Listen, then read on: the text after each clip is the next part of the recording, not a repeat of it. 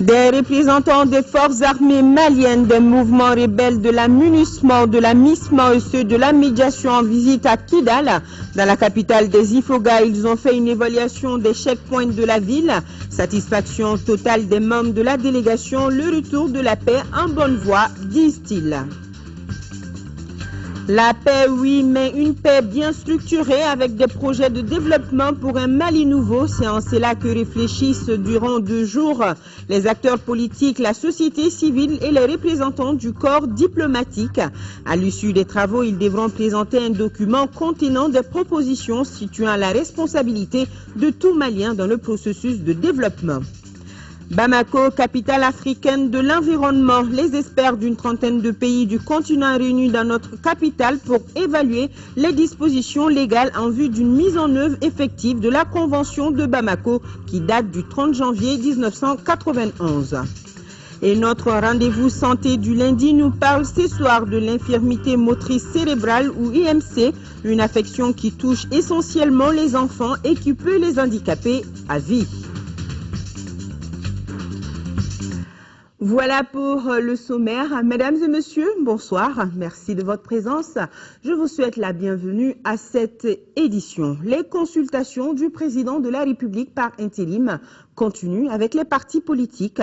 Il a reçu ce matin 6 présidents. Il s'agit des présidents du PDI, de l'UNAM, de l'UMAM, de l'UFDP, du RDS et RPM et enfin du parti Yelema. Pour rappel, l'objectif de ces rencontres est mettre au même niveau d'information les chefs de partis politiques sur l'accord de Ouagadougou et discuter de la tenue prochaine des élections présidentielles de juillet prochain. Mahamadou Doumbia. L'invitation du président de la République par intérim, Dioncounda Traoré, 6 présidents de partis politiques ont été reçus en audience pour discuter de 3 sujets de l'heure. Il s'agit de l'accord de Ouagadougou, le retour de l'armée à Kidal et la tenue des élections présidentielles et législatives de juillet prochain. Pour la circonstance, chaque responsable de parti politique a ses avis, son opinion, ses analyses. Ouais. Moi, j'approuve ces grandes lignes. Je crois que pour moi, il était difficile de faire mieux. Pour certains, la priorité, c'est l'armée à Kidal. L'armée malienne doit aller à Kidal. C'est prévu par les accords. Il est plutôt serait le mieux. Et ensuite, les préparatifs des élections. Nous avons besoin d'être rassurés sur ces préparatifs. Il y a tellement de zones d'ombre qui constituent des incertitudes qu'on voudrait voir levées. Nous estimons aujourd'hui que la question fondamentale, ce n'est plus aller à ces élections, mais c'est d'y arriver. Cette stratégie de dialogue du président par intérim avec les partis politiques est un signe d'engagement et de bonne foi. Nous n'avons pas la même vision que lui par rapport à l'accord préliminaire et naturellement, nous estimons que des dispositions doivent être prises. Nous comptons toujours que si les Maliens rapatriés ne sont pas rentrés, les élections ne peuvent pas être transparentes. Nous pensons aussi que pour l'instant l'armée malienne n'est pas à Kidal et ceci constitue une exigence pour l'opinion publique malienne. Suite à l'accord de Ouagadougou, la reconnaissance de la laïcité, de l'intégrité du territoire national sont de grands acquis et le problème du Nord doit être définitivement réglé. Il est souhaitable qu'on sorte maintenant du tête-à-tête avec les groupes armés, que le processus de paix soit le plus inclusif et fasse adhérer l'ensemble des communautés du Nord et l'ensemble des communautés nationales pour que cette fois-ci, la paix que nous allons mettre en place soit une paix qui engage tout le monde. Notre pays se devait de baliser le chemin pour que la présidentielle à venir se déroule sur toute l'étendue du territoire national du Mali. Et cela, grâce à l'accord préliminaire, est désormais possible. Et je crois donc que, de ce point de vue-là, il y a une avancée. Puissent ces rencontres servir de cadre fructueux qui nous conduiront vers un Mali plus meilleur où il fait bon vivre. La Cour constitutionnelle prépare elle aussi activement l'élection présidentielle du 28 juillet 2013. En partenariat avec l'Organisation internationale de la francophonie, elle organise un séminaire de 3 jours sur le contentieux électoral. L'objectif est de s'approprier davantage les textes pour mieux gérer les litiges qui pourraient naître à l'issue de l'élection à venir. Brahma Traori. Par contentieux électoral, entendez les litiges qui peuvent naître au terme d'un scrutin. Comment gérer ces litiges? La Cour constitutionnelle mène la réflexion à travers un séminaire d'échange. L'exercice devra permettre à la juridiction de mieux s'approprier les textes dans la perspective de l'élection présidentielle de juillet prochain. En organisant ce séminaire en partenariat avec l'Organisation internationale de la francophonie, la Cour constitutionnelle du Mali veut être fortement outillée pour gérer au mieux le contentieux électoral. Il s'agit donc, dans un souci d'anticipation, de réfléchir aux problèmes juridiques qui ne manqueront pas de se poser et de pouvoir y faire face avec comme seul repère l'arsenal juridique en la matière. Les décisions de la Cour constitutionnelle doivent se fonder sur les normes juridiques au sommet desquelles se trouve la Constitution. Il ne s'agit donc pas pour elle de se substituer au peuple souverain, mais de dire le droit en son nom. Le séminaire de 3 jours porte sur le contexte et les cadres juridiques des élections. Il est également question des modalités de saisine et des décisions rendues. Sur ce dernier point, il s'agit d'expliquer les motifs d'annulation, les conditions de recevabilité des requêtes et les délais des recours. Le tout pour permettre à l'institution de mieux jouer son rôle dans le processus électoral. Dans le processus électoral, il vous revient, conformément à la Constitution de 1992, Code électoral, d'appeler la régularité du scrutin et de vider le contentieux lié aux élections. Il s'agit surtout de partager, dans le respect du contexte spécifique du Mali, les expériences riches et diverses en matière de gestion du contentieux des élections. Ce séminaire sur le contentieux électoral s'ouvre au moment où la Cour constitutionnelle est engagée dans le processus de réception des candidatures à l'élection présidentielle du 28 juillet 2013, une élection que la juridiction souhaite crédible et transparente. Le président de l'Assemblée nationale porte à la connaissance des honorables députés qu'une séance plénière de la session ordinaire en cours se tiendra le mardi 25 juin 2013, jour suivant s'il y a lieu à partir de 10h dans la salle de délibération Modibo Keïta. Le projet d'ordre du jour porte sur des délibérations sur les demandes de levée de l'immunité parlementaire des communications et la séance est publique. La mise en œuvre de l'accord de Ouagadougou bien en marche. Pour preuve, les représentants des forces armées maliennes, des mouvements rebelles de la MINUSMA, de la MISMA et ceux de la médiation étaient hier à Kidal. La délégation conduite par le chef d'état-major de la MISMA, le général Abdul Kadir, était allée dans la capitale des Ifoga afin de procéder à une évaluation des checkpoints de la ville. Nos envoyés spéciaux, Augustin Touré et Aruna Diara, nous en disent plus. Cette visite consacre l'arrivée pour la première fois à Kidal de militaires membres des forces armées et de sécurité du Mali, et cela 18 mois après l'occupation de cette ville. Conduite par le général Abdul Kadir, chef d'état-major de la MISMA, la délégation comprend en outre de hauts gradés de l'armée malienne, des représentants de la MINUSMA, de la MISMA, de la force Serval et des médiateurs de la crise. Objectif, prendre part à une réunion d'étape réservée essentiellement aux experts militaires. Nous sommes venus échanger avec les groupes signataires, avec nos partenaires de la MISMA, MINUSMA et de l'opération Serval pour voir dans quelle mesure on peut avancer sur le choix des sites de cantonnement, commencer le processus de cantonnement puisque la MISMA a commencé à se déployer pour que dans les brefs délais, les forces armées, au moins les premiers éléments quand même puissent se déployer à Kidal. Les discussions sont sur de bonnes bases, encore faut-il que nous continuions à avancer pour respecter les délais conformément à la volonté politique de les faire sans plus tarder dans les brefs délais. Well, the atmosphere has been very encouraging. L'échange d'aujourd'hui était vraiment sincèrement et franchement, nous avons atteint des niveaux de satisfaction, chacun a apporté sa contribution.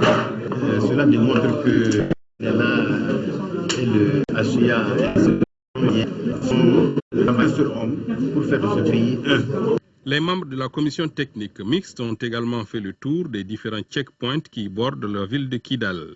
La satisfaction est de mise d'un côté comme de l'autre. Le cantonnement et le désarmement sont les mots-clés de ces discussions directes intermaliennes intervenues seulement quelques jours après la signature des accords intérimaires de Ouagadougou. La délégation a également rendu une visite de courtoisie à l'Amanokal Intala Gataher. L'accueil a été des plus chaleureux et des plus cordiaux. Intala a loué l'effort des uns et des autres pour parvenir à un accord entre Maliens. L'Amanokal a promis de mettre tout en œuvre pour aider à l'instauration d'une paix durable au Mali. Moralité, la paix se gagne de jour en jour et la tendance actuelle donne de l'espoir même aux plus sceptiques.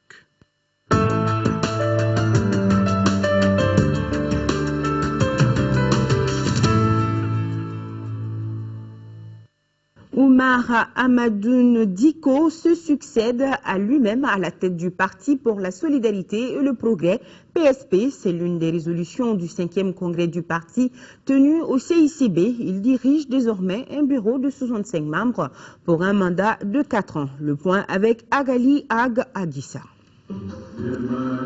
En prélude à l'élection présidentielle de juillet prochain, les partis politiques affûtent leurs armes pour mieux s'implanter et briguer la magistrature suprême du pays.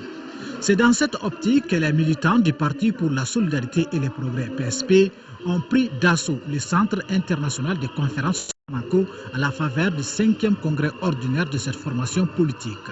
Au terme des travaux de 2 jours, les délégués venus de 42 sections ont renouvelé leur confiance au professeur Oumar Amadoun Diko pour diriger le parti. Il est à la tête d'un bureau de 65 membres pour un mandat de 4 ans. Les prochaines autorités sont interpellées sur la bonne gouvernance. Le Mali de demain doit être un Mali décentralisé. L'avenir également de notre pays, c'est aussi les regroupements des formations politiques.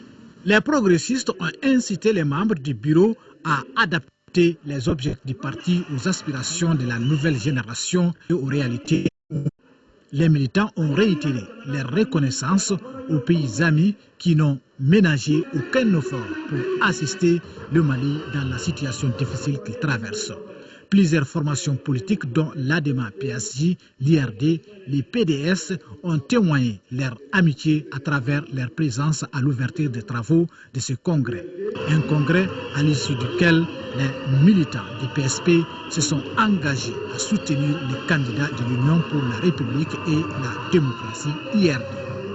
Pour les élections présidentielles, comme vous l'avez entendu, dans 2 résolutions spéciales, avons décidé de soutenir le candidat de l'URD, Soumaïla Cissé.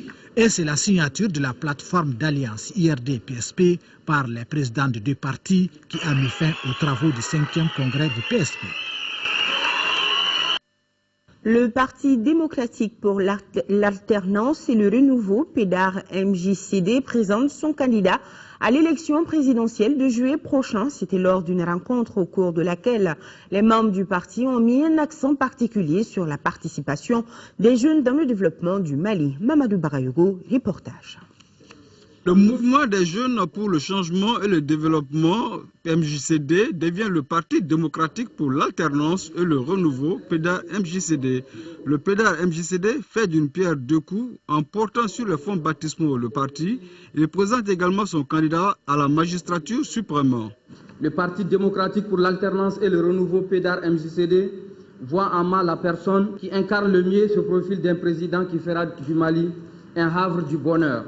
Il a porté son choix sur ma personne pour défendre ses couleurs à l'élection présidentielle du 28 juillet 2013. J'ai l'honneur de donner mon accord formel et d'annoncer solennellement que je suis candidat au scrutin présidentiel du 28 juillet. Qu'est-ce qui explique le changement de mouvement en parti politique? Le candidat du PEDAR répond que beaucoup de réalisations ont été faites, mais le chemin à parcourir reste long, par exemple l'emploi des jeunes. La jeunesse constitue le fer de lance du développement du Mali. De même qu'elle porte en elle les idéaux et les espoirs d'un changement constructif et durable pour un Mali prospère et fort. Les jeunes doivent être inclus dans la vie politique et sociale du Mali et leurs préoccupations doivent être prises en compte. Nous mènerons une bonne politique de l'emploi des jeunes. Concrètement, nous nous impliquerons pour que plus de jeunes occupent des places dans tous les domaines. Nous encourageons l'esprit d'initiative, d'entreprise et de créativité. Nous allons promouvoir l'entrepreneuriat des jeunes. Le Parti démocratique pour l'alternance et le renouveau PDA-MJCD entend développer tous les secteurs porteurs pour un Mali nouveau. En 4e région, la jeunesse Adema PAIJ a tenu hier dimanche sa conférence régionale de section. Cette conférence qui a regroupé les membres du comité exécutif du parti de l'abeille et les responsables des sections des jeunes a été une occasion pour remobiliser les militants pour une participation massive aux échéances prochaines. Candice, la correspondance. Statutaire, la conférence régionale de la jeunesse Adema de Ségou aura été une occasion pour les militants à la base et les responsables du parti d'échanger sur les questions liées à la vie du parti, mais aussi sur le processus électoral dont l'un des enjeux majeurs demeure l'élection présidentielle du 28 juillet prochain. Par rapport à ce rendez-vous important, la jeunesse ségovienne en appelle à une participation citoyenne. Cela passe forcément par l'acquisition de la carte NINA. Tout ce que nous voulons de la jeunesse de Ségou, c'est une forte mobilisation pour les élections à venir. Et cette mobilisation se réalise après avoir enlevé les cartes NINA, qui sont très importantes pour les élections de 2013 et les autres à venir. Même son de cloche du côté des structures du parti au niveau national. Camarades de Ségou, le constat est là. Nous avons toute l'impression que les jeunes ont pris leur destin en main. Il ne reste pour moi qu'au nom du Bureau national de la jeunesse Adema à vous mettre en mission chacun et chacune pour que vous alliez dans les familles, vous allez dans les villages, au marché, au pâturage, au jardin, dire aux militants, aux citoyens de Ségou de sortir et de se mobiliser et de voter massivement. Au nom du comité exécutif de l'ADEMA, je voudrais vraiment vous saluer, vous féliciter pour la grande mobilisation. Ceci demande de tout l'intérêt que vous portez au parti, de l'intérêt que vous portez aux élections à venir, de l'intérêt que vous portez à votre propre avenir. Des motions de soutien ont été adressées à Dioncounda Traoré et à son gouvernement. Les jeunes de Ségou ont réitéré leur détermination à œuvrer pour des élections libres, transparentes et apaisées. Signature d'un protocole d'adhésion officiel à Gao, des militants et militantes du PDS de la ville font désormais partie de la grande famille du Rassemblement pour le Mali, RPM. Drissa Kone nous fait le point. Avant les échéances de la présidentielle de juillet prochain, certains partis de notre pays ont décidé de faire front commun comme pour dire que l'union fait la force. C'est ainsi que le programme de gestion du RPM en faveur du pays a séduit des militants et militantes de la région de Gao. Sans tarder, ils l'ont magnifié par la signature d'un protocole d'accord d'adhésion officielle au Rassemblement pour le Mali RPM. Je déclare solennellement en toute indépendance notre démission du PDS et notre adhésion au Rassemblement pour le Mali RPM. Pour les militants du RPM, l'heure n'est pas au décompte de la date d'adhésion du PDS à la famille du RPM, mais aux actes à mener sur le terrain. La section RPM de Gao souhaite que la finalité visée, à savoir nous retrouver autour d'un candidat unique, qui est notre espoir. À travers ces protocoles d'accord, les militantes du RPM ont vu leur capacité renforcée par le nombre de femmes venues dans la grande famille du Rassemblement. Je suis ravie parce que quand vous voyez même la qualité de l'événement de la foule, c'est les femmes qui sont en surnombre. Et ça me fait plaisir en tant que présidente du Bureau national des femmes. Des intervenants se sont succédés à la tribune pour témoigner de la pertinence du combat. Ibrahim Boubacar Keita. Et nous avons cette série de communiqués par rapport aux opérations de remise des cartes NINA. Le gouverneur du district de Bamako invite tous les agents retenus dans les opérations de remise des cartes NINA dans le district de Bamako de bien vouloir se présenter dans leurs communes respectives afin d'une part de prendre connaissance des lieux de distribution auxquels ils appartiennent et d'autre part de faire connaissance avec les différents coordonnateurs et chefs d'équipe selon le calendrier suivant. Mercredi 26 juin 2013, commune 1 de 9h à 11h, commune 2 de 11h à 14h, commune 3 de 15h à 17h. Jeudi 27 juin 2013, commune 6, commune 4 de 14h30 à 16h30, commune 5 de 11h à 14h et commune 6 de 9h à 11h. Toute absence sera préjudiciable aux intéressés. Le gouverneur du district sait pouvoir compter sur la bonne compréhension de tout un chacun. Et ce taux de communiqué, le ministre de l'administration territoriale, de la décentralisation et de l'aménagement du territoire informe les électeurs et électrices que les travaux d'établissement des listes électorales sont prorogés du 25 au 27 juin 2013. Le ministre de l'administration territoriale, de la décentralisation et de l'aménagement du territoire informe aussi les électeurs et électrices que la remise des cartes NINA démarre le vendredi 28 juin 2013 sur l'ensemble du territoire national et dans les missions diplomatiques et consulaires. Le ministre invite chacun à se rendre dans les lieux déterminés par les sous-préfets, le gouverneur du district, les ambassadeurs et consuls pour se procurer sa carte. La commission administrative d'établissement des listes électorales de France est à pied d'œuvre depuis le 5 juin 2012.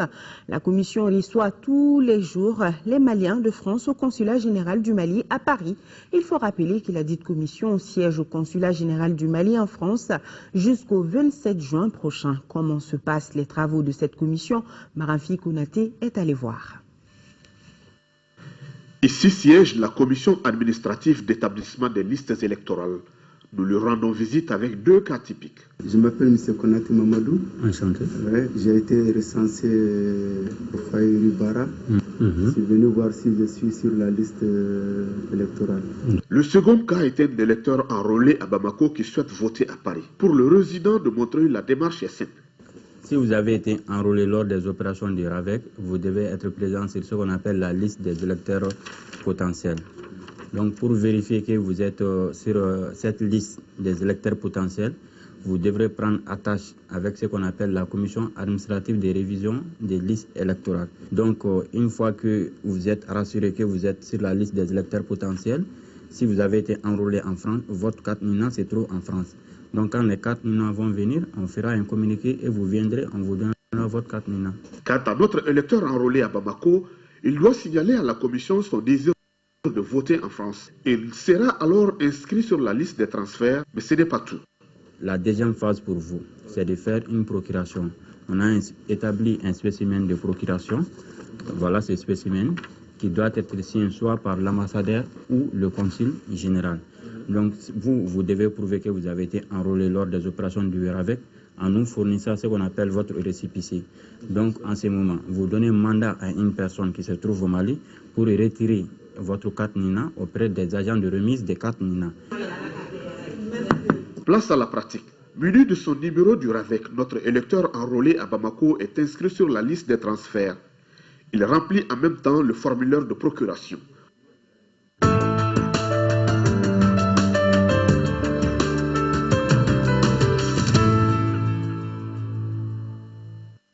Depuis ce matin se tient une session de validation technique de l'étude d'évaluation des travaux restants du projet aéroport de Bamako.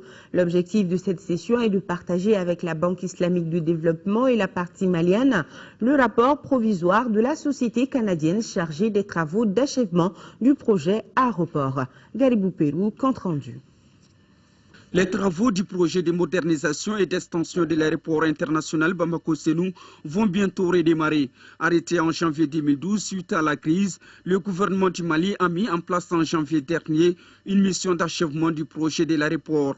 Cette session qui se tient dans ce contexte permettra d'évaluer et de valider l'étude technique des travaux restants du projet aéroport. Techniquement, d'un point de vue du bâtiment, c'est exactement à peu près où on l'a laissé. Donc, c'est vraiment des travaux architecturaux dans un premier temps. Et deuxièmement, les équipements. Donc, on était rendu à l'étape de poser, d'installer et de mettre en marche tous les équipements qui sont requis pour un aéroport. Pour l'achèvement des travaux, le Mali a formulé une requête de financement auprès de la Banque islamique de développement. Après l'expertise de la mission d'achèvement du projet de l'aéroport, ces travaux seront réalisés par Roche Group Conseil, une société canadienne. Pour ne pas être pris à défaut, parce qu'on a reçu une requête de gouvernement, on a fait une provision d'environ 40 millions de dollars. Donc, mais l'étude de justement qu'on vient de faire, la validation de cette étude-là, va nous permettre de fixer les coûts. Il s'agit de magnifier le début d'un processus d'achèvement du nouveau terminal passager de Bamako-Sénou et de ses infrastructures connexes qui, une fois réalisées, contribueront durablement au désenclavement extérieur et au développement économique du Mali. La mission d'achèvement du projet de l'aéroport est rattachée à la primature. À l'issue des travaux, un programme détaillé sera élaboré et présenté par le groupe canadien. Programme qui devra doter les partenaires et la partie malienne des moyens d'évaluation sur les derniers coûts du financement des travaux du projet aéroport Bamako-Sénou. Les travaux de la deuxième session de la Grande Commission mixte de commerce, de coopération économique et technique Mali-Turquie ont pris fin à Ankara le 20 juin dernier. À l'issue des travaux, les deux parties ont procédé à la signature de 4 accords et la prochaine session, la troisième de la Grande Commission mixte de commerce, de coopération économique et technique aura lieu à Bamako en 2014 et le Mali était représenté par le ministre des étrangères et de la coopération internationale, Tchema Hubert Koulibaly.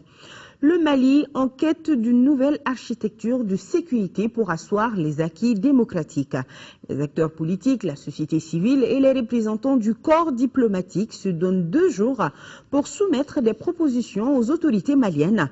Les 2 jours de débat devront permettre de situer la responsabilité de tout un chacun pour bâtir un Mali nouveau. Mohamed Diarra, compte rendu. Quelle nouvelle architecture de sécurité pour le Mali? Une question lancinante et transversale qui réunit l'ensemble des différents acteurs à l'école de maintien de la paix. Le but des initiateurs est d'asseoir les balises d'un nouveau Mali démocratique avec des institutions fortes. Une architecture pour un pays, elle sert, disons, à sécuriser l'ensemble du pays, l'ensemble de ses intérêts également, internes et externes. Une architecture de sécurité, ça sert aussi de parade contre les facteurs d'insécurité et de criminalité qui prolifèrent aujourd'hui dans le monde et en particulier dans la bande sahélo-saharienne à laquelle nous appartenons. La discussion sur la future architecture de sécurité pour le Mali va au-delà de la réforme des forces armées et de sécurité, estime la représentante de la Fondation Friedrich Ebert. L'idée de la conférence est d'inviter les acteurs de la sécurité à une redistribution et un partage des rôles sur toute la chaîne de commandement. La politique de sécurité est très importante dans la vie de la nation. Dans un système démocratique qui fonctionne, la politique de sécurité devra être soumise au contrôle démocratique, car la sécurité est l'affaire de tous. C'est pourquoi, dans la perspective d'une réforme de l'architecture de sécurité, il est important d'identifier le rôle des différents acteurs et s'assurer que chaque acteur contribue effectivement au respect et la mise en œuvre de dispositions sécuritaires élaborées par l'État. La tenue de cette conférence répond à un besoin exprimé par les autorités maliennes lors des États généraux sur la sécurité et la paix en 2005. Il est donc urgent de réfléchir à la nouvelle architecture de sécurité qu'il faut pour le pays. Cette conférence, conjointement organisée par la Frédéric Ebert Stiftung et le ministère de la Sécurité intérieure et de la Protection civile, vient donc à point nommé. Pendant 2 jours, des experts de haut niveau, militaires et civils, vont exposer sur ce thème et apporter des éclairages qui seront utiles pour la gestion future de la sécurité au Mali. 5 thèmes seront débattus pendant les 2 jours. Les acteurs vont faire l'état des lieux de la sécurité au Mali, la politique de la défense au Mali, le rôle des parlementaires et de la société civile dans la gouvernance de la sécurité et de la paix au Mali. Conférence préparatoire des ministres africains de l'environnement autour de la Convention de Bamako qui date du 30 janvier 1991. Depuis ce matin, les experts d'une trentaine de pays sont regroupés pour évaluer les dispositions légales en vue d'une mise en œuvre effective de la Convention. Notons que l'udit traité interdit l'importation vers l'Afrique de tout produit dangereux. Le compte rendu de Moïse Traoré. L'Afrique veut prendre son avenir en main dans le domaine de l'environnement. Sur le continent, on estime urgent la mise en œuvre de la Convention de Bamako. Avant la réunion ministérielle, les experts évaluent l'application du traité adopté le 31 janvier 1991 par 51 pays africains. Un traité qui interdit l'importation vers l'Afrique de tout type de déchets dangereux. Notre continent est prêt à montrer au monde notre résolution à gérer les déchets dangereux dans notre continent à travers la Convention de Bamako. Et nous mettrons ici et ensemble toutes les dispositions légales pour la remettre debout et assurer sa bonne marche pour toujours. Attendue depuis une vingtaine d'années, cette nouvelle concertation interafricaine à Bamako regroupe les experts d'une trentaine de pays. Il s'agit de mettre à côté nos différences pour nous concentrer simplement sur notre dénominateur commun. Protéger les ressources naturelles, protéger l'environnement de ce continent pour que les populations de ce continent puissent jouir de l'utilisation de leurs ressources. La représentante de la Commission de l'Union africaine apporte le soutien de l'organisation. Fatoumata Ndoye Diallo a préconisé la mise en œuvre effective des mécanismes de lutte contre les différentes formes de pollution. Un point de presse a suivi la cérémonie d'ouverture en présence des ministres burkinabés et mauriciens de l'environnement. La réunion des ministres est prévue pour mercredi. En 5e région, le ministre du Commerce et de l'Industrie, Abdelkarim Konaté, a remis au nom du gouvernement du Mali un chèque de 100 millions de francs CFA à 200 commerçants détaillants de la région de Mopti, victimes de la crise sécuritaire. Cet élan de solidarité s'inscrit dans le cadre de la 3e phase du projet d'appui aux commerçants détaillants en bon partenariat avec la Banque malienne de solidarité. Correspondance Jules Sambou-Sissoko.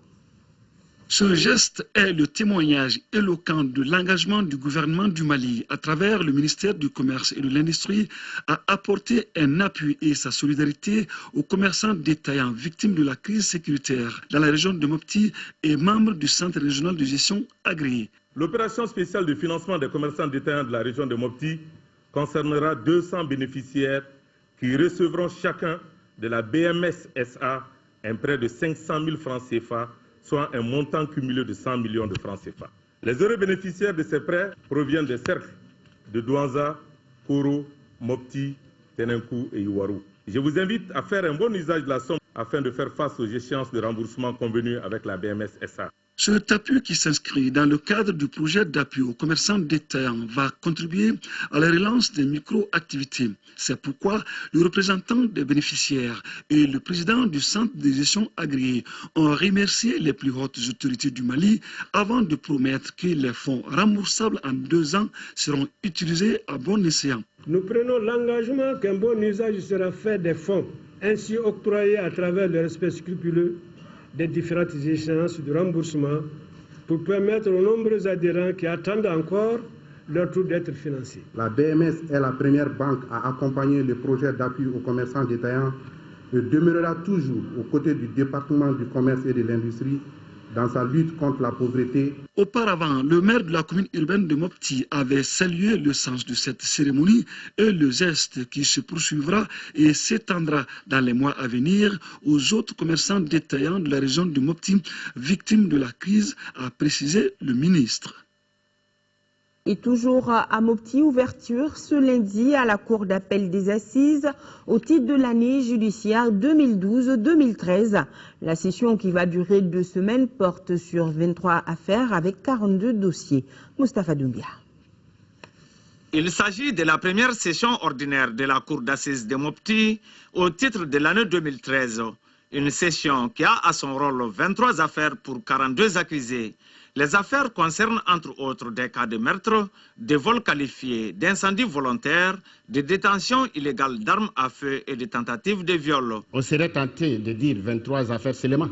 Mais ces 23 affaires ont au nombre des accusés qui peuvent égaler un rôle de 50 dossiers. Selon le procureur général près la Cour d'appel de Mopti, l'ouverture des assises est une opportunité pour les parquets de passer en revue certaines préoccupations de l'heure, notamment les crimes commis dans le nord du pays.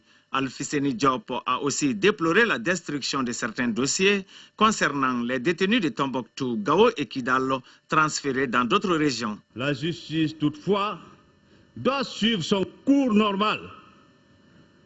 Il est inadmissible de tolérer de nos jours au Mali une vieille nation pétrie de plus de 1000 ans d'histoire, une civilisation basée sur le dialogue permanent et la coexistence pacifique, que certains continuent à recourir aux armes comme mode d'expression.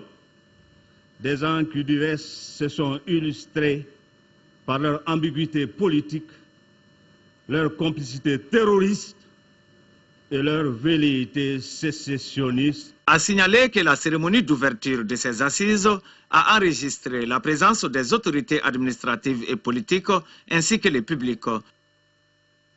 Lancement de la campagne agricole 2013-2014 de l'Office du Niger, c'était le week-end dernier. Cette année, il est attendu une production totale d'environ 738 000 tonnes de riz paddy. Les acteurs ont mis en exergue le système de riziculture intensif. Retrouvons notre correspondant à Ségou, Brahima Kone.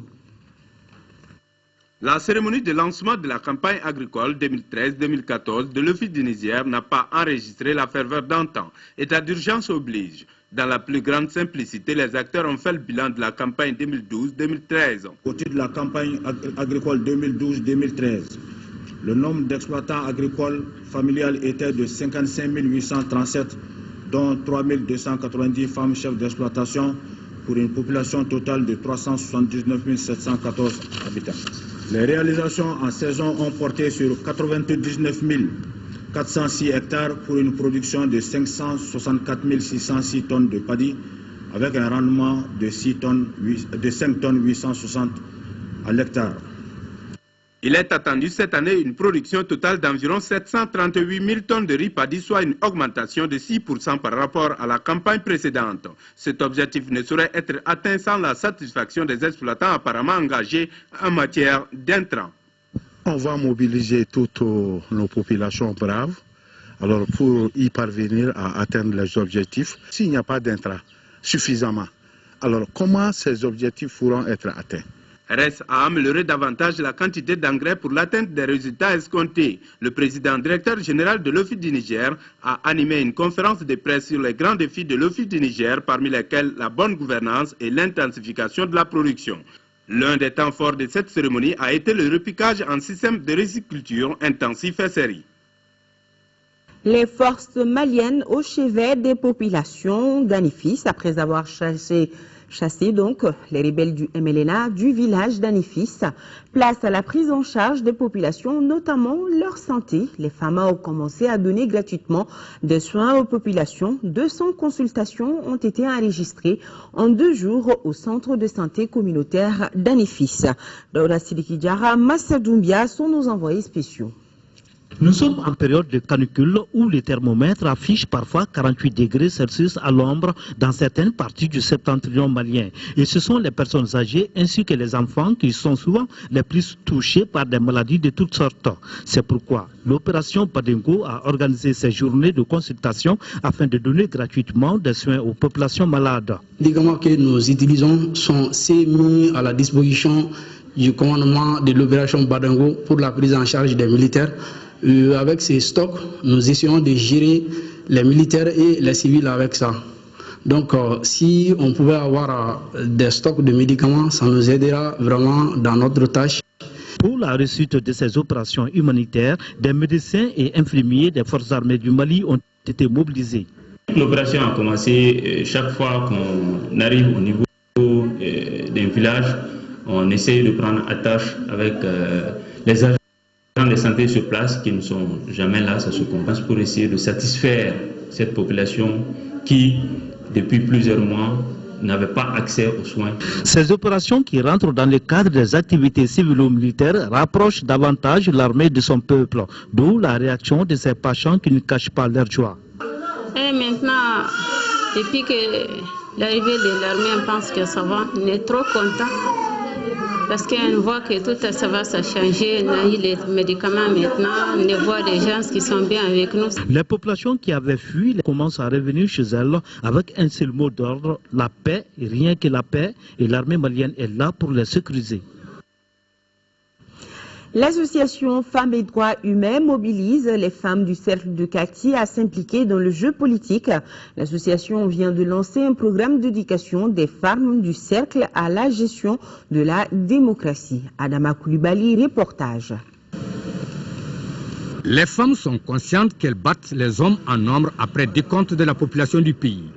Elles savent aussi qu'elles sont incontournables dans le jeu politique, mais qu'avec ces avantages, leur voix ne porte pas loin au moment des prises de décision pour la recherche de solutions aux préoccupations.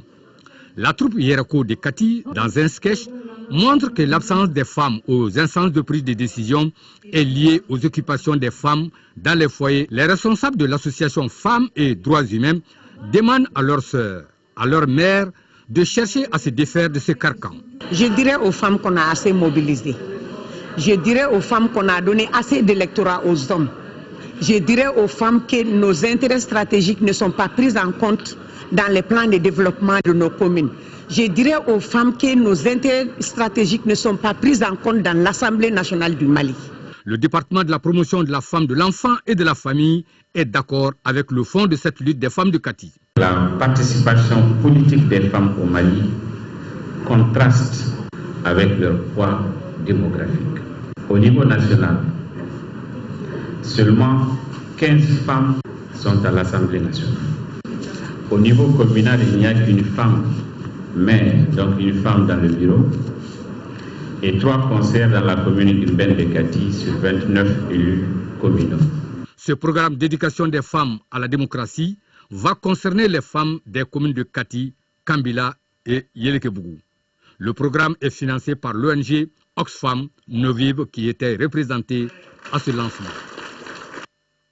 Le ministre de la Famille, de la Promotion de la Femme et de l'Enfant vient d'effectuer une visite de travail à Nairobi au Kenya, où elle a participé du 18 au 19 juin à la réunion régionale des ministres en charge du genre sur l'avortement non médicalisé et la mortalité maternelle en Afrique. Cette réunion a permis à Madame le ministre de partager l'expérience du Mali en matière d'avancée sur l'état d'exécution du protocole de Maputo et de la CDF, Convention relative à l'élimination de toutes les formes de discrimination à l'égard des femmes, la mortalité maternelle et néonatale et l'avortement à risque.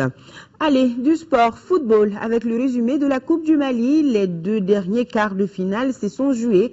Hier, au stade Modibo Keïta, le Nianao de Koulikoro a éliminé l'ASB 1-0 et le stade malien de Bamako a pris le meilleur 1-0 après prolongation sur l'AS Real. Retour sur ces 2 matchs avec Siragatou Sissi. Pour voir un face-à-face Stade malien de Bamako à AS Real en Coupe du Mali, il faut remonter au 5 juillet 2010 en demi-finale de cette même compétition. Ce jour-là, l'AS Real s'était imposé 2-0. 3 ans après, revoilà stadiste et réaliste, cette fois en quart de finale. L'enjeu est plus qu'énorme pour les 2 meilleures équipes du moment. Le Stade malien de Bamako est champion et l'AS Real solide deuxième 53 points à 4 journées du terme. Ce quart de finale a été rude.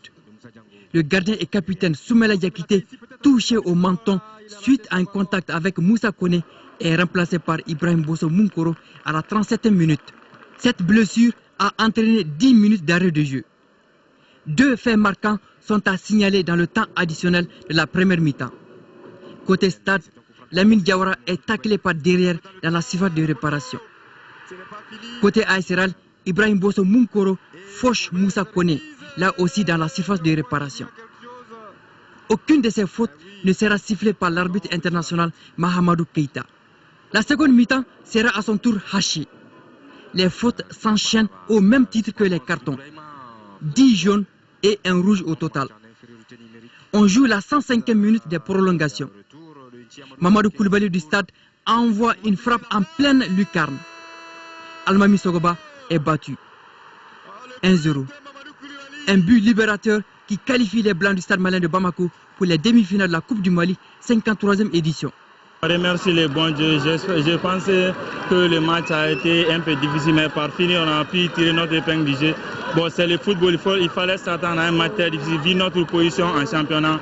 On est une équipe à battre aujourd'hui, tout le monde veut nous battre. Bon, on est confronté à des problèmes à chaque match. Bon, on essaie d'être efficace. Bon, on n'a pas été très efficace, mais on a pu marquer le minimum.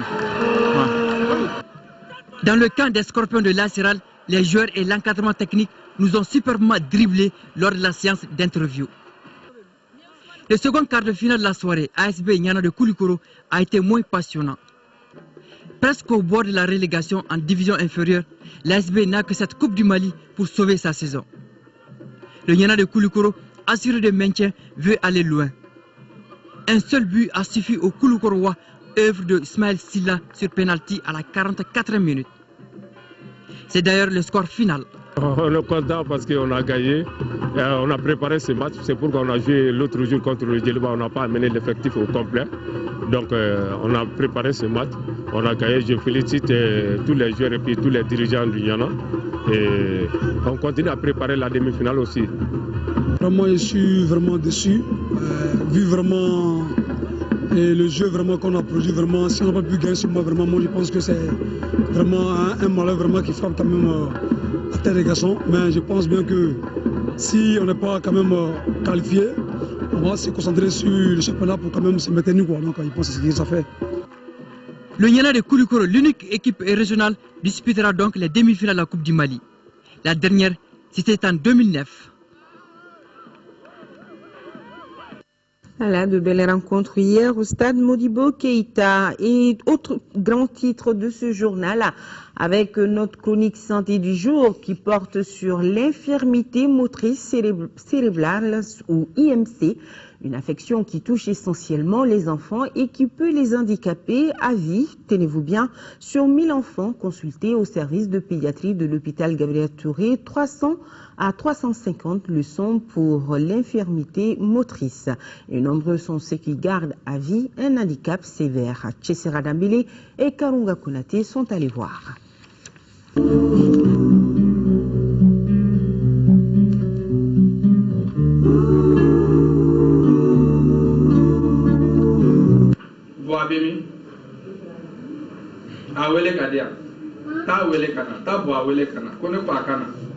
Geste mal coordonné d'un enfant en service de pédiatrie de l'hôpital Gabriel Touré, signe d'une infirmité motrice cérébrale, une affection qui touche dans le monde entre 40 et 60 millions d'enfants. À l'hôpital Gabriel Touré de Bamako, 300 à 350 enfants sur 1000 consultés en pédiatrie le sont pour ce handicap et une forte proportion d'entre eux garderont un handicap sévère, principale manifestation de l'IMC. L'enfant à 3 mois, 5 mois, 6 mois n'arrive pas à tenir la tête. Pour ce qui est de la position assise, il ne peut pas s'asseoir. Arrivé à l'âge de marcher à 4 pattes, il ne peut pas marcher à 4 pattes. Arrivé à l'âge de la marche autonome, il ne peut pas les accueillir. Il fait tout en retard en somme. Toutes ces acquisitions sont en retard chez ces enfants-là. En dehors de la motricité, ces enfants vont avoir de grosses difficultés par rapport à la vision. Souvent, c'est les yeux qui dévient. Donc, ils ont des problèmes, des difficultés visuelles, même des difficultés à pouvoir identifier les lettres. Ils ont également des difficultés d'élocution. De grosses difficultés d'élocution, ce sont des enfants qui vont parler très en retard et quand ils parlent, c'est vraiment difficile à comprendre. Les statistiques disent également que 20% des cas d'IMC sont liés aux difficultés de l'accouchement. Mais la gamme de causes est plus large, infection avant, pendant, après la naissance et la liste n'est pas close. À l'origine de ça, une infection de la maman, une infection génitale qu'on appelle choria amniotite qui peut monter pour être simple et toucher l'enfant. Donc on les appelle nous des embryophétopathies. Et par rapport à ça, je crois il y a la syphilis qui est possible, il y a la rubéole congénitale, la cytomégalo, toutes les infections avant la naissance qui peuvent survenir chez la mère peuvent être à l'origine d'une infection du système nerveux central et entraîner des lésions et être à l'origine de ce problème. En dehors de ça, il y a des pathologies de la maman elle-même, de la maman, les maladies de la mère comme le diabète, et qui sont des facteurs favorisants mais pas des étiologies. L'absence de cris chez l'enfant qui naît est un des signes qui doivent alerter les parents dès la maternité. Les spécialistes nous disent que le plus grand problème au Mali, c'est la souffrance fœtale. Éviter à son enfant ce type de handicap demande une vigilance sur toute la ligne, à commencer par la surveillance des grossesses. Donc une des mesures de prévention, c'est la surveillance de nos grossesses pour détecter les grossesses à risque et pour éviter justement qu'il y ait ces problèmes-là à un moment quelconque. D'autres mesures nous sont conseillées pour faire face aux problèmes d'hygiène de tous les jours. Il faut, par rapport à la méningite, vacciner. Par rapport au palu, assurer la prévention du paludisme et lutter contre les maladies diarrhéiques qui peuvent être source de déshydratation. Des mesures simples qui sont accessibles et qui permettent d'éviter une telle catastrophe, parce que réellement c'est une catastrophe.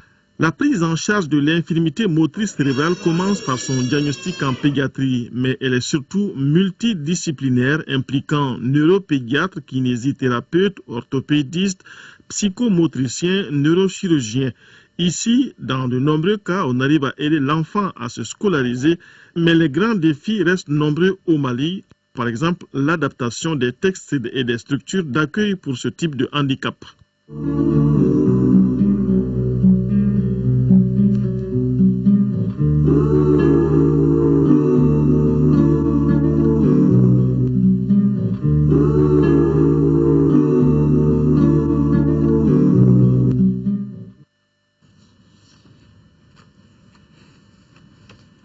Voilà, la suite de ce journal, Mamadou Fatoroma Traoré n'est plus. L'ingénieur agronome à la retraite officier de l'Ordre national du Mali s'est éteint ce samedi chez lui à Lafiabougou. Il a été accompagné hier à sa dernière demeure. Nouhoum Sissogo a suivi le cortège funèbre.